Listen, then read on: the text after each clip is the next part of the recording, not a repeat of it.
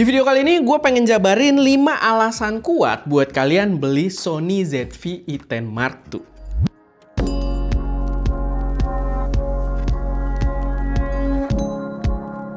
Halo semuanya, selamat datang di channel SM Media dengan gue Erwin. Dan pada video kali ini gue pengen bahas 5 alasan kenapa kalian perlu untuk beli Sony ZV-E10 Mark II.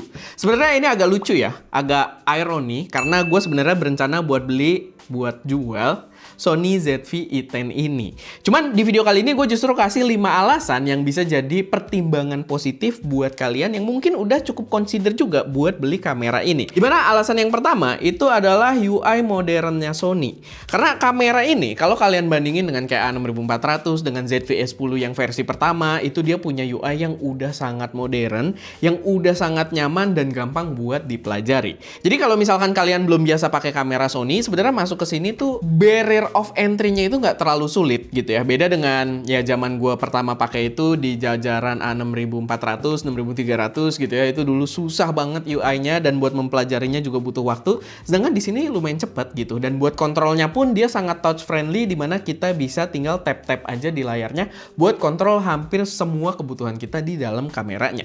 Lalu alasan yang kedua itu adalah format video yang komplit. Ini juga penting karena dibandingkan dengan generasi-generasi Sony yang dulu, di sini sekarang udah lebih fleksibel, di mana format video yang diberikan itu kita bisa pakai H264, bisa pakai H265, bisa pakai 8-bit, bisa pakai 10-bit gitu ya. Tinggal bahasanya aja yang kalian perlu hafalin gitu ya, menyesuaikan karena Sony pakai terminologinya sendiri. Cuman paling nggak kalian udah bisa pakai berbagai format video sesuai dengan kebutuhan produksi kalian. Walaupun agak disayangkan ya, karena formatnya lebih komplit di iPhone gua gitu ya, karena di iPhone gua ada ProRes-nya, H264, H265 juga ada. Alasan yang ketiga, kita jangan terlalu shifting ya, kita bahas si ZV-E10 Mark II ini. Alasan yang ketiga itu adalah sensor baru. Jadi dia pakai sensor APS-C yang paling barunya Sony, yang cukup mutakhir, dimana itu adalah sensor yang dipakai di A6700 juga, sensor yang dipakai di FX30 juga, yang menurut gua itu memberikan kualitas gambar yang cukup signifikan sebenarnya dibandingkan gen-gen yang dulu. Kalian kalau mau bandingin kayak 6300, 6400, ZV-E10 yang generasi pertama itu berasa banget kalau kalian kayak handheld, kamera sambil dipegang ada goyang-goyang dikit. Rolling shutter di dalam video kita itu nggak kelihatan natural. Bahkan kalaupun kalian pakai shutter speed tinggi ya, jello-nya tetap ada gitu. Jadi membuat gambarnya nggak natural. Sedangkan di sini yang gua rasain itu ya udah proper banget. Lalu alasan yang keempat adalah baterainya, dimana ini cukup membuat gua happy ya ketika mengetahui sebuah kamera yang berada di jajaran entry level. Walaupun harganya cukup lumayan kalau kalian nonton reviewnya kita, tapi paling nggak di jajaran dia membawa baterai yang udah sangat besar gitu. Dia bawa baterai yang seragam dengan jajaran flagship full frame-nya Sony, yaitu adalah Sony FZ100. Dimana kayak harusnya videonya udah tayang duluan ya. Gua ada bahas si A6700 impresi setelah pakai 1 tahun. Di A6700 aja kita bawa 2 baterai aja tuh buat keluar syutingan itu cukup gitu ya. Apalagi di sini yang lebih kecil lagi kameranya gitu ya, dan processing powernya juga nggak sebesar itu. Jadi gua bener-bener appreciate banget di sini, yang menurut gua ini perlu juga untuk diterapin sama brand-brand lain untuk pakein baterai paling efisien mereka bahkan di jajaran yang mungkin ya semi-semi entry levelnya. Lalu alasan yang kelima, yang ini adalah poin yang berlaku sebenarnya di hampir semua kamera mirrorless Sony. Semua lah gitu ya, di semua kamera mirrorless Sony. Yaitu adalah kekuatan dari ekosistem lensa Sony. Karena begitu kalian pakai kamera ini, kalian ya bisa pakai berbagai pilihan lensa, dari yang murah-murah sampai yang sangat flagship mahal gitu ya. Kalian punya opsi yang sangat fleksibel.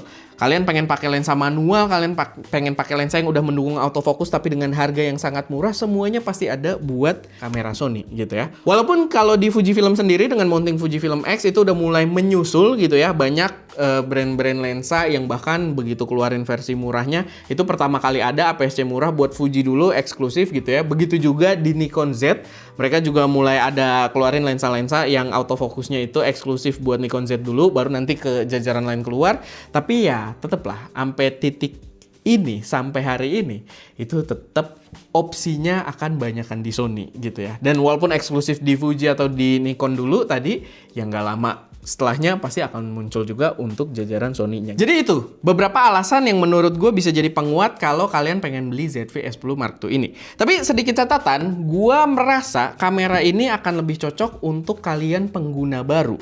Jadi mungkin kalian adalah pengguna yang hijrah dari sistem brand lain gitu kan, pengen nyobain masuk ke ekosistemnya Sony, atau mungkin ya sebagai kamera pertama kalian. Karena kalau dari perspektif gue, kalau kalian pengguna ZV-E10 yang pertama atau pengguna Sony A6400 misalkan, untuk upgrade ke sini gue sih merasa kurang worth it ya, karena harganya juga lumayan tinggi dan kalian juga kan paham juga gitu dengan menu-menu Sony yang agak ribet di generasi lamanya gitu ya. Saran dari gue, kalau kalian udah pengguna Sony yang sebelumnya, generasi sebelumnya, kalian pakai dulu buat kerja, kalian banyakin penghasilan dulu dari situ dan langsung lompat upgrade-nya ke si A6700 ini. Menurut gue akan lebih berasa dan lebih worth it dibandingkan kalian untuk ke ZV-E10 Mark II ini. Tapi balik lagi, kalau kalian pengguna baru, kalian pengen beli kamera pertama kalian, atau kalian hijrah dari brand lain gitu ya, menurut gue ini ya cocok-cocok aja gitu. Karena kalian nggak ngerasain dari versi yang sebelumnya juga, dan kalian akan merasakan benefitnya gitu ya, dibandingkan kalian masuk ke Sony-nya di gen lama, kalian masuknya di gen baru ini dengan UI yang udah lebih enak, jauh lebih gampang gitu buat dipelajari. Tapi itu perspektif gue ya, yang mungkin bisa subjektif juga. Saran dari gue tetap kalian yang lebih paham dengan workflow kalian dan kebutuhan kalian sendiri. Cuman pesan dari gue, untuk beli kamera usahakan dipikirkan matang-matang dan jangan lapar mata. Karena sering kayak gitu ya, sering sampai ada namanya kan, gear acquisition syndrome gitu ya, GAS. Jadi ya coba untuk kalian nafas dulu, lihat kalian benar-benar butuh atau enggak gitu ya, dan benar-benar cocok atau enggak dengan workflow kalian. Tapi ya tadi gue udah kasih perspektif gue juga yang mungkin bisa jadi bahan pertimbangan juga buat kalian, apakah kamera ini cocok atau enggak buat kalian. Tapi buat gue pribadi ya, kayak yang udah gue mention di awal, gue sih berencana pengen jual si ZV-E10 Mark II ini. Kalau mungkin nanti gue jualnya ada di lapak e-commerce dan gue post, ya kalian pantau aja postingan community post di channel YouTube-nya ST Media ya, karena siapa tahu gue bakal post di situ. Pasti harganya agak miring lah. Tapi buat gue pribadi, gue jauh lebih proper si A6700 ini gitu. Dan apalagi dia udah setahun gue pakai, dan setelah gue cobain yang baru ini malah makin terlihat menarik sebenarnya. Oke, paling itu aja. Semoga bermanfaat, semoga bisa jadi referensi buat teman-teman semua. Kalau ada koreksi, saran atau pertanyaan, silahkan taruh aja semuanya di kolom komentar. Dan ya, itu aja. Gue Erwin, di belakang kamera ada Ska, dan jangan lupa untuk berkarya.